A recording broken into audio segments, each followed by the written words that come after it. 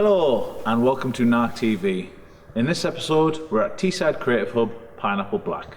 Claire, what have we got coming up? Today we have a performance from Newcastle synth duo Badger, whose angsty and passion vocals and dystopian soundscapes have got the northeast electro scene really buzzing. Hope you enjoy them.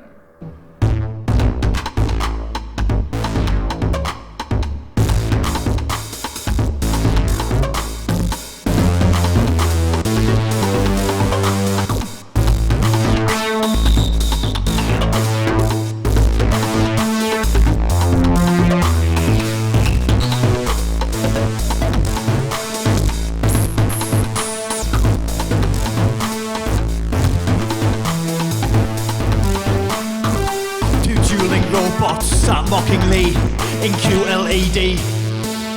I trouble for them, but would they fight for me? You can scrape a living so they can make a profit. Spin sanctuary by a jar, finger food buffet and open bar, and see yourself a commodity. I should fight for them, but would they fight for me? Live long, live love, and let be. Commit to memory the feathering of your enemy.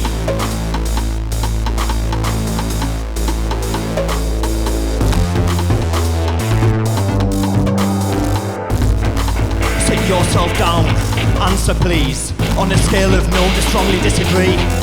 Do I look like your enemy? Do I look like your enemy? Do I look like your enemy? Do I dress like your enemy? Do I drink like your enemy? Do I think like your enemy?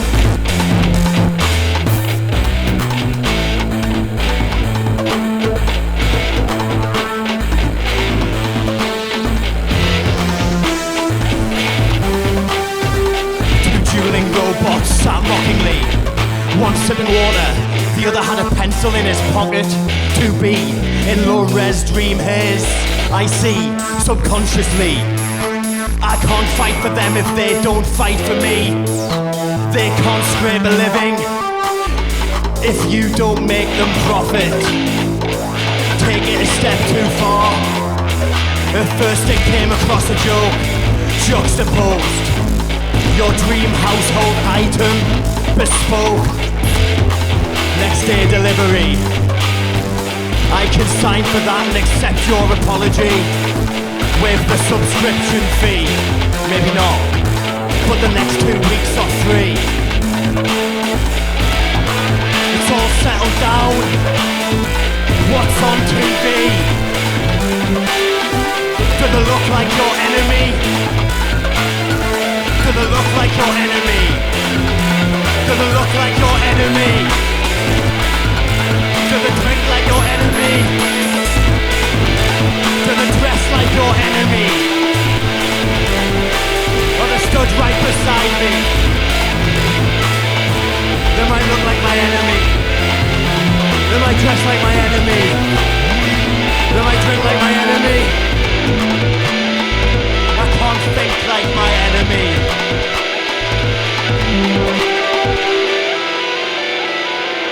Well, you're known for having a sound that incorporates a sort of a broad range of genres, but you still manage to sort of keep it quite cohesive.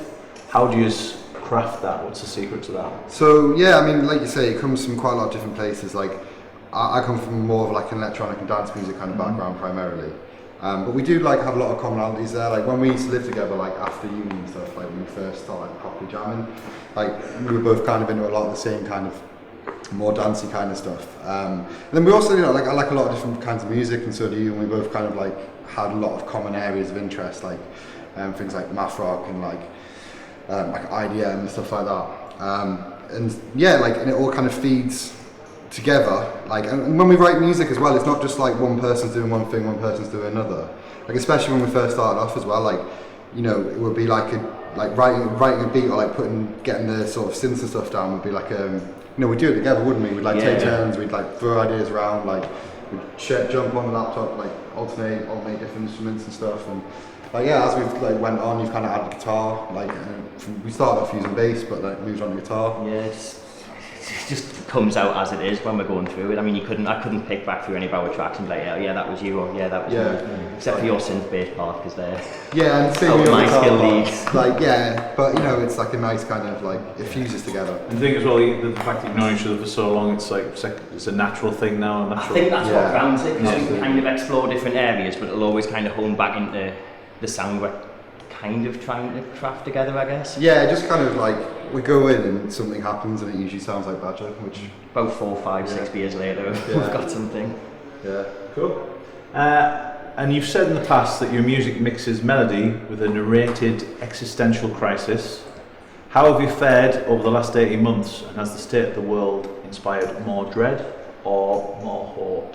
Honestly, and I don't know if this sounds pessimistic because it's not supposed to, but I don't think the state of the world's changed us or surprised us in any way, shape or form. It's just been kind of... No. It's just more inspiration, really. And we've, once the dust settled over the first sort of lockdown and it was kosher to go back out and do things again, we've pretty much hit the ground running. We've got a big back catalogue and we're just hoping we've got time now to show it to people and get on with it, get it released. It was good to get like a lot of time to do writing, because obviously like we still love gigging and stuff, and I still think that's kind of like the kind of like heart of the Badger kind of experience, like live.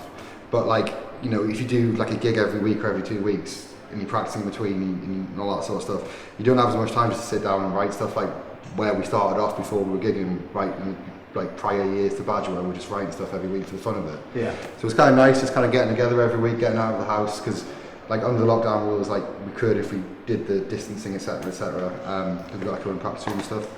So it was just really nice to have some kind of gig-free time just to write music and no pressure. Yeah, and it really helped us kind of redefine the Badger sound, like where it is now, from the first kind of era of stuff to kind of where we're at now, which I kind of think's like our kind of cohesive kind of like it was productively reflective, I think would be the way to sum it up. Lyrically, it's reflective on what's going on. Is it something that's influenced by Excel, or is it quite an insular sort of process? So it's some of the ideas for the new stuff, things that's kind of been there in the background all the time, but obviously the state of the world is now, it's kind of, I don't think it's anything new, I think it's just amplified.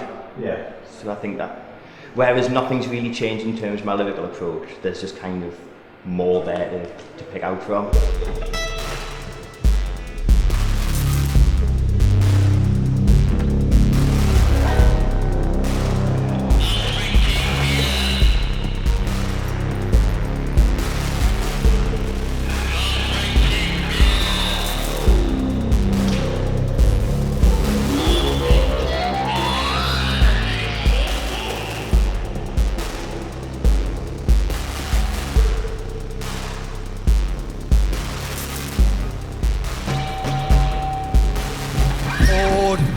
From a bottle carefully serpentine, through less than certain eyes, service starts at 9. It's 10 to, money's hard to decline.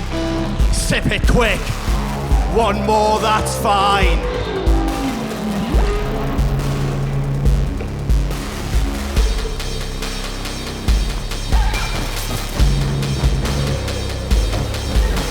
The paving slabs, post memories. Sedentary, was it him, them, or me? Blind, no longer, it is he, the one I despise. Made bold when captured in glass. The tarmac is busy. It holds my attention only for the moments when they aren't in flight. Here, where I count my thoughts in decibels, intentions are weighed in millimeters, dictated by twitching eyelids. Glances cause fissures to open wide, where intimate vibrations were shared. This greaseproof paper becomes a pasture whereupon I plant my flag. Fall and die. Die. Die. I die.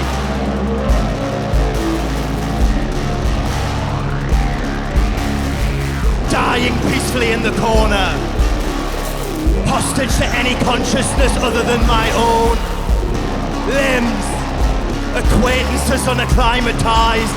The slave driver behind the eyes has let them down. Hands play victim to fingers tapping near endlessly. The Rizzler here are red. That must mean something.